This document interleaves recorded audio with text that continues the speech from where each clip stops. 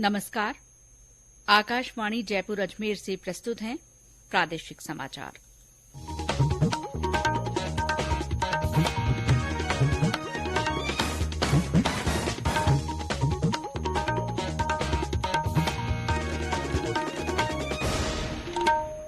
मुख्य समाचार। प्रधानमंत्री नरेंद्र मोदी ने कहा, सरकार हर पात्र व्यक्ति तक योजनाओं का लाभ पहुंचाना सुनिश्चित कर रही है।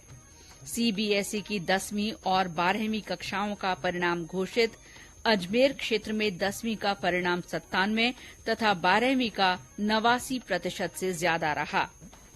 राज्य का पर्यटन उद्योग कोविड से उबरा। बीते वित्तीय वर्ष में 10 करोड़ से ज्यादा घरेलू पर्यटक राजस्थान आए। और प्रदेश में भीषण गर्मी और लू के कारण सामान्य जनजीवन पर असर। जोधपुर में पारा 43 डिग्री के ऊपर पहुंचा।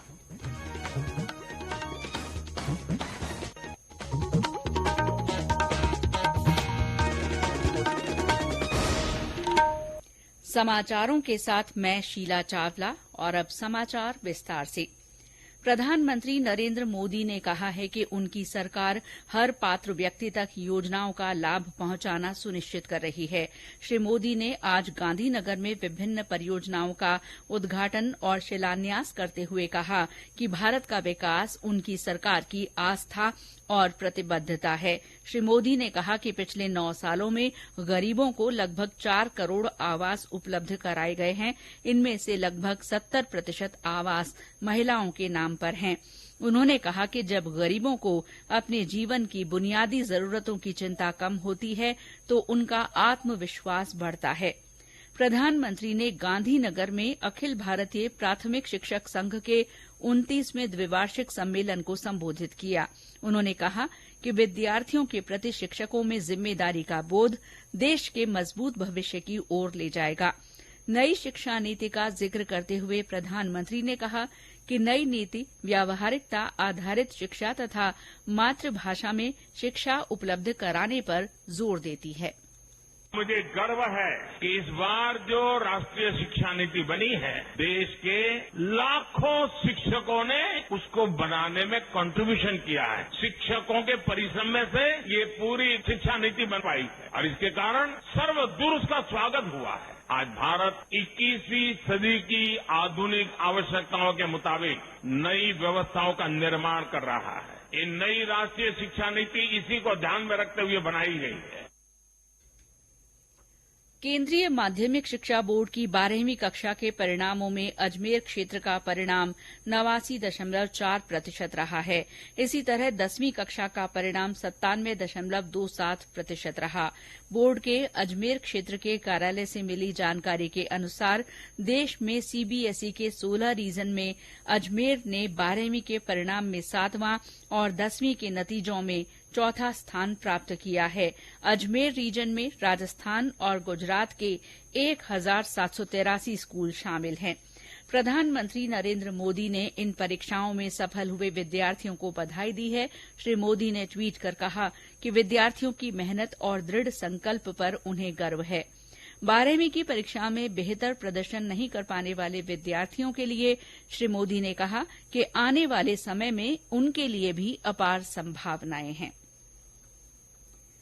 मुख्यमंत्री अशोक गहलोत ने कहा है कि राज्य सरकार अंतिम पंक्ति तक के व्यक्ति को फायदा पहुंचाने के उद्देश्य से कल्याणकारी योजनाएं चला रही है। श्री गहलोत आज अलवर में मिनी सचिवालय के लोकार्पण के मौके पर बोल रहे थे।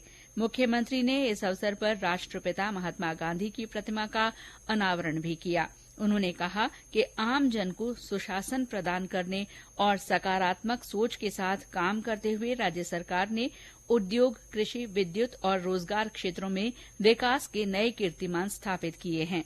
श्री गहलोत ने नटनी का बारा से मालाखेड़ा मौजपुर सड़क के कार्य का वर्चुअल शिलान्यास किया। इस सड़क कार्य पर 140 करोड़ रुपए की लागत आएगी।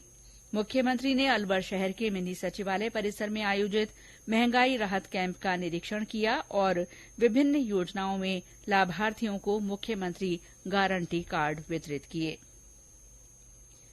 केंद्रीय सूक्ष्म लघु और मध्यम उद्यम राज्य मंत्री भानु प्रताप सिंह वर्मा ने आज एमएसएमई विकास और सुविधा कार्यालय पहुंचकर एमएसएमई डीएफओ और एमएसएमई टेस्टिंग स्टेशन का अवलोकन किया। उन्होंने एमएसएमई मंत्रालय द्वारा चलाई जा रही विभिन्न योजनाओं की प्रगति की समीक्षा की। जयपुर के MSME testing station civil metallurgical chemical परीक्षण के माध्यम से उत्पादों का परीक्षण किया जाता है। उपराष्ट्रपति जगदीप धनखड़ आगामी रविवार को प्रदेश का दौरा कर विभिन्न कार्यक्रमों में भाग लेंगे। उपराष्ट्रपति पुष्कर के पवित्र ब्रह्मा मंदिर और जाट शिव मंदिर में पूजा अर्चना करेंगे। श्री धनखड़ बाद में विख्यात समाज सुधारक वीर तेजाजी की जन्मस्थली नागौर के खरनाल जाएंगे।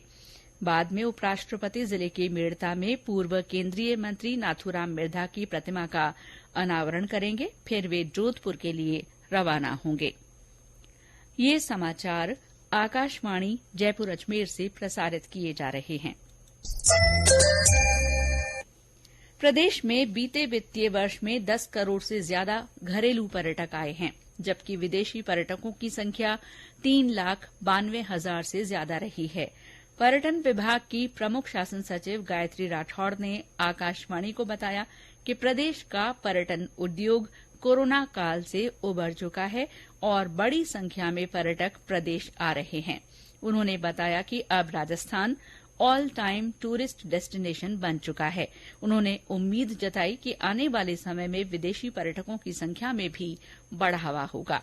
अभी हमने जो ग्रेट इंडियन ट्रैवल बाजार ऑर्गेनाइज किया था, जो इसमें सारे फॉरेन टूर ऑपरेटर्स को बुला करके यहाँ के जो सेलर्स हैं, पूरे राजस्थान के सेलर्स को 1-to-1 एक 3 दिन का अपना जो कार्यक्रम हुआ था, उसमें उनको काफी अच्छी बुकिंग्स मिली है, पॉजिटिव रिस्पॉन्सेज आए हैं।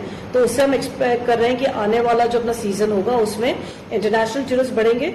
डोमेस्टिक टूरिस्ट का अब ये वाला हो गया है कि राजस्थान धीरे धीरे ऑल वेदर डेस्टिनेशन बनने लग गया है। ये आप देखेंगे कि ज्यादातर बुकिंग ऑलमोस्ट 80-90% चल रही है। कुछ वेडिंग्स के कारण में, कुछ ऐसा होता है कि ऑफ सीजन में कुछ डिस्काउंट्स भी काफी लोग देते हैं। तो जो बैकपैकर्स हैं, बजट वाले टूरिस्ट हैं, वो इस समय आना की कोशिश करते हैं। प्रदेश में कल बिना हेलमेट पहने दोपहिया वाहन चलाने वालों के विरूद्ध 1 दिन का सघन अभियान चलाकर कार्रवाई की जाएगी।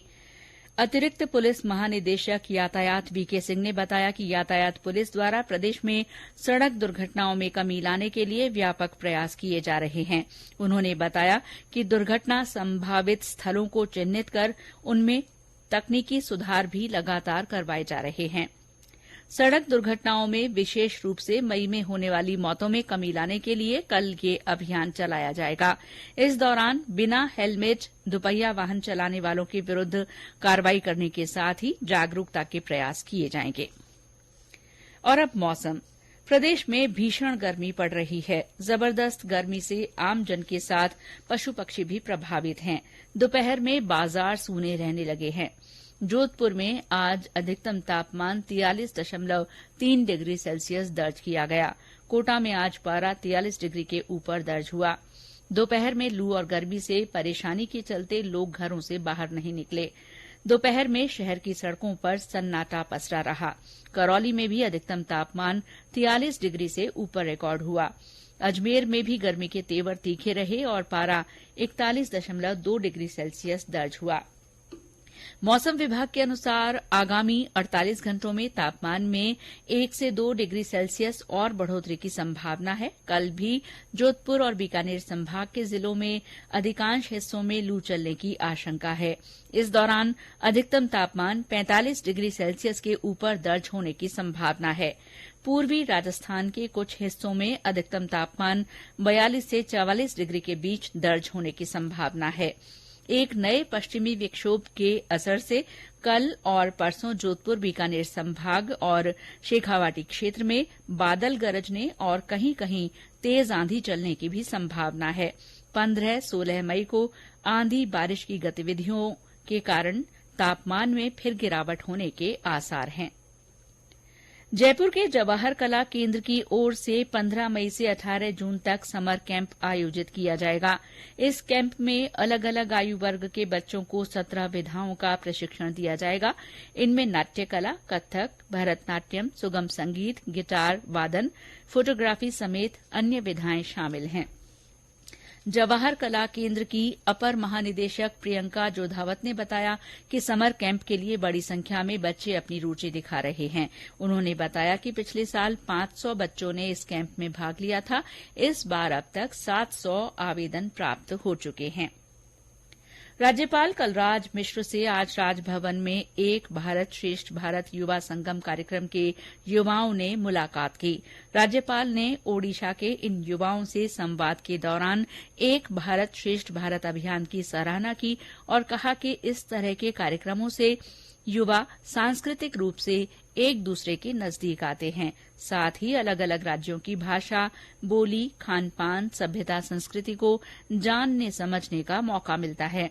इन युवाओं ने बाद में राजभवन स्थित संविधान उद्यान का भ्रमण भी किया। झुंझुनू के उदयपुरवाटी में फूड पॉइजनिंग से 56 लोग बीमार हो गए। एक शादी समारोह में खाना खाने के बाद इन लोगों की तबीयत खराब हुई। सभी का इलाज उदयपुरवाटी के सरकारी अस्पताल में चल रहा है। फूड पॉइजनिंग की सूचना पर झुंझुनू जिला मुख्यालय से चिकित्सकों और खाद्य सुरक्षा विभाग की टीम भेजी गई है। और अंत में मुख्य समाचार एक बार फिर। प्रधानमंत्री नरेंद्र मोदी ने कहा है कि सरकार हर पात्र व्यक्ति तक योजनाओं का लाभ पहुंचाना सुनिश्चित कर रही है। सीबीएसई की 10वीं और 12वीं कक्षाओं का परिणाम घोषित कर दिया गया है। अजमेर क्षेत्र में 10वीं का परिणाम 97 और 12वीं का 89% से ज्यादा रहा। राज्य का पर्यटन उद्योग कोविड से उबर गया है। बीते वित्तीय वर्ष में 10 करोड़ से ज्यादा घरेलू पर्यटक राजस्थान आए हैं। और प्रदेश में भीषण गर्मी और लू के कारण सामान्य जनजीवन पर असर पड़ा है। जोधपुर में पारा 43 डिग्री सेल्सियस से ऊपर दर्ज हुआ। इसके साथ ही प्रादेशिक समाचार बुलेटिन समाप्त हुआ। नमस्कार।